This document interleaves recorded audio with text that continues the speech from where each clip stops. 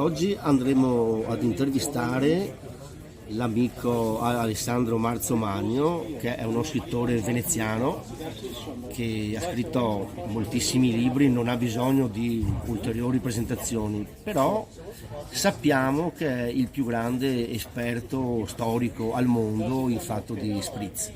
Lo spritz è la bevanda più famosa nel mondo attualmente e faremo 4 chiacchiere per sapere un po' di informazioni dalla fonte più autorevole a livello mondiale. Cominciamo con una domanda difficilissima: come nasce lo spritz? Beh, intanto preciso perché sono il più grande esperto mondiale di spritz dal punto di vista teorico, non pratico, e perché sono l'unico a aver scritto una storia in un libro di storia gastronomica, un capitolo dedicato alla storia dello spritz. E siccome io sono l'unico ad aver scritto una storia dello spritz, ovviamente sono anche il maggiore esperto. Però è un titolo facilmente contendibile, per cui chiunque che abbia letto una pagina più di me e scriva una storia dello spritz può diventare a sua volta il più grande esperto o esperta mondiale di spritz, quindi è molto figo. Come nasce? Diciamo che nasce in una maniera molto semplice e banale, aggiungendo l'acqua al vino. Tra l'altro ricordiamo che il vino non si beveva puro. Fin dal tempo degli antichi greci il vino si mescolava con l'acqua e in tempi più recenti si mescolava con l'acqua perché diventava cattivo. Già verso febbraio-marzo il vino dell'anno cominciava ad andare in aceto e quindi per berlo lo si mescolava con l'acqua.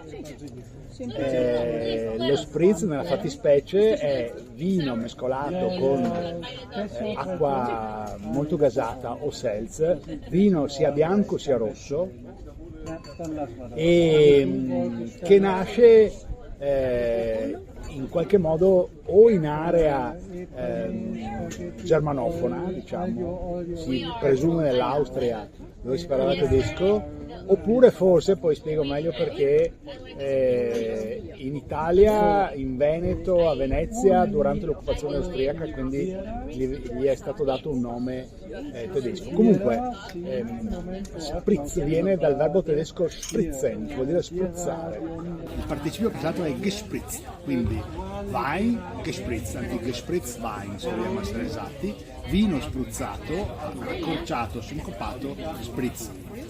E ho trovato, anzi l'ha trovata un mio amico che è bravissimo a fare ricerche in internet, la citazione, la prima citazione della parola in un giornale di lingua tedesca ma ungherese del 1857. Era un giornale di Budapest, in una corrispondenza da Venezia. Quindi il giornalista che stava a Venezia diceva che si beve il Gespritz, allora ancora così, e spiega cosa fosse. Quindi la domanda è: ma se questo giornalista che scriveva in tedesco per i lettori di Budapest sentiva il bisogno di spiegare cosa fosse lo spritz, è perché probabilmente non lo sapevano. E quindi può essere, ma ovviamente è un'ipotesi, che sia stato messo a punto qui in epoca austriaca e gli sia stato dato un nome tedesco. Dopo tutte quelle storie che i soldati austriaci trovavano il vino italiano troppo forte, lo allungavano con l'acqua, sono tutte delle emerite balle, anche perché i soldati austriaci che stavano qui non erano austriaci, erano croati, gli ufficiali erano austriaci, ma i soldati erano croati. In Croazia, se qualcuno è stato, ci sono dei vini che sono tanto forti, se non di più, quanto i nostri, non so, il Plavac, che è un vino buonissimo, e quindi non hanno nessun bisogno di annacquarli perché sono troppo forti. Sono tutte le solite leggende che vengono create. Dopodiché questa bevanda ha evidentemente un buon successo, è citata nel libro sulle osterie veneziane di Elio Zorzi. Elio Zorzi dice che lo spritz era stato inventato nell'osteria al Calice. Ecco, insomma, diciamo che questa era gliela diamo per buona, ma insomma loro facevano solo al calice. La leggenda dice al calice, a Rialto, Sì, davvero? Sì, lo scrive Elio Zorzi, che è stato inventato lì. Probabilmente era semplicemente il posto dove se ne faceva di più, perché in realtà sappiamo che c'era già da prima. Però la cosa interessante è che si tratta ancora una volta di acqua e vino, cioè non è sporcato, non c'è nulla dentro, acqua e vino. Questo lo scrive Elio Zorzi e siamo negli anni 30, prima della seconda guerra mondiale. Quindi possiamo dire che c'è un'era spritz pura e poi un'era spritz sporcata, che Esatto. è quella che stiamo vivendo È quella adesso. che stiamo vivendo adesso. Ok. Quando si sia cominciato a sporcare lo spritz non lo sappiamo. Non ci sono documenti. Anche qui ci sono varie ipotesi, ma si presume nel dopoguerra, insomma, perché è più facile pensare che fosse avvenuto in quel periodo. L'unica ricetta che io sia stato in grado di trovare è una ricetta di una nobildonna veneziana che si chiamava Marilù De Zuliani, che pubblica un libro nel 1978, Il Canevin delle bottiglie, ristampato adesso da Filippi, dove tra le varie ricette di cocktail, chiamiamoli così, di bevande, beveraggi, riporta anche la ricetta dello spritz, dicendo alcune cose che forse non ci fanno tanto piacere. In che anno, scusa? 1978. 78. Dicendo per esempio spritz tra parentesi ricetta padovana. Ora, insomma, è molto grave. Sì. Forse la contessa De Zuliani aveva bevuto troppi spritz, O aveva un amante padovano. oppure chi lo sa. E poi scrive tra parentesi famiglia Zanotto.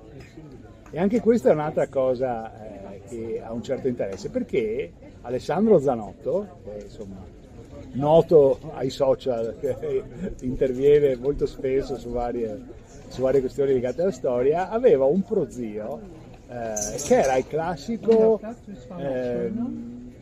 signore, insomma, ragazzo benestante, nulla facente, che amava le belle auto e amava inventarsi cocktail. Quindi questo prozio Zanotto può darsi che effettivamente avesse messo a punto questo cocktail.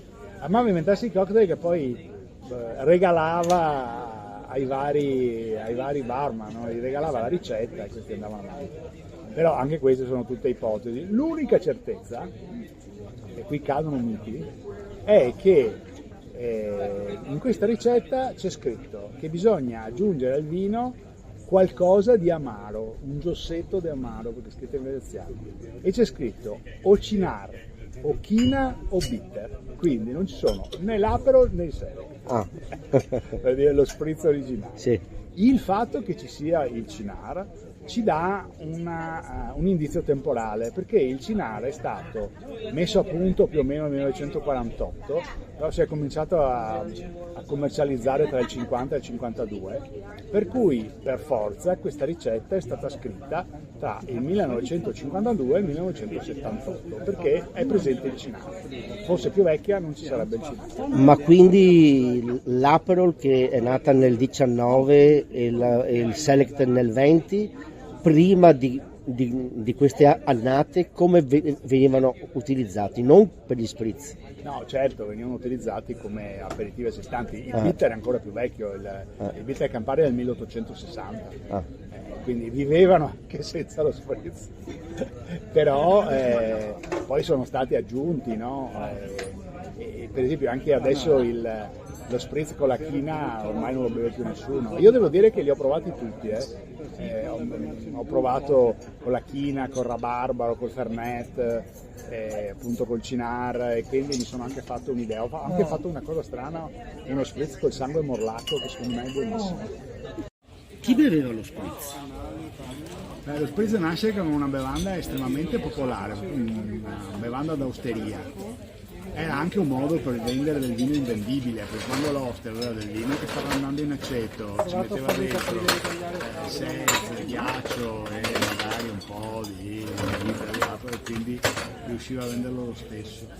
E nei locali di buon livello arriva piuttosto tardi, arriva soltanto negli anni 80, in precedenza non si beveva, insomma non si serviva, non so, per esempio il caffè Florian, che proprio me l'aveva detto il barman del Florian, che lì si è cominciato a servire soltanto negli anni 80, e poi ha avuto una forte presa, però è rimasto una bevanda regionale, cioè fuori dal Triveneto, diciamo così, era molto poco conosciuto.